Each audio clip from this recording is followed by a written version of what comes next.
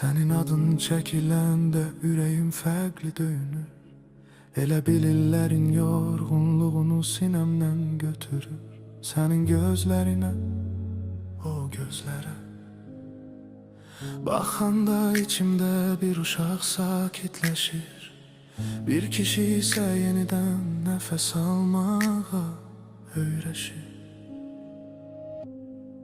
Qəmərim, sən mənim qəlbimin ən səmimi yeri, ən dərin dua yeri, ən təmiz nəfəsisən.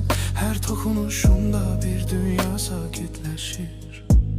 Hər baxışında bir ömür başlayır. Qəmərim, qəmərim, mən səni sevdikcə böyür içimdə. Bu həyat deyilən möcüzə, sənə görə gözəlləşir dünya.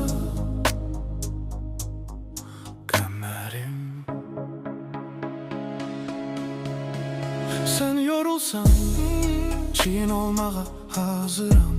Sen ağlasan, gözyaşını ovudan o isti nəfəsə çevrilərəm. Səni qorumaq, sənə dəyən küləkdən belə xəbərdar olmaq mənim üçün sevgi yox, ömrümün borcudur.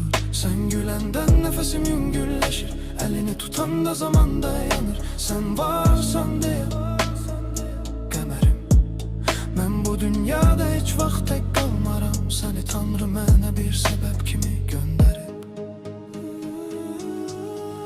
Qəmərim, sən mənim qəlbimin ən səmimi yeri, ən dərin dua yeri, ən təmiz nəfəsisən. Hər toxunuşunda bir dünya sakitləşir.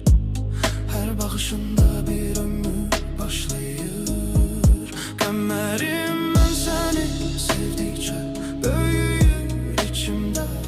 Bu həyat deyilən möcüzə, sənə görə gözəlləşir dünya. Bilirsənmi Qəmərim, səni sevmək heç vaxt qorxutmadı məni. Amma itirmək fikri nəfəsimi belə kəsir. Sən mənim qəlbimdə gizlədiyim ən dəyərli həqiqətsən Qəmərim. Bu dünyaya bir daha gəlsəm, yenə səni istəyərəm. Yenə səni yollarında gəzərəm, yenə səni seçərəm, yenə sənin qapına dayanarım. Qəmərim,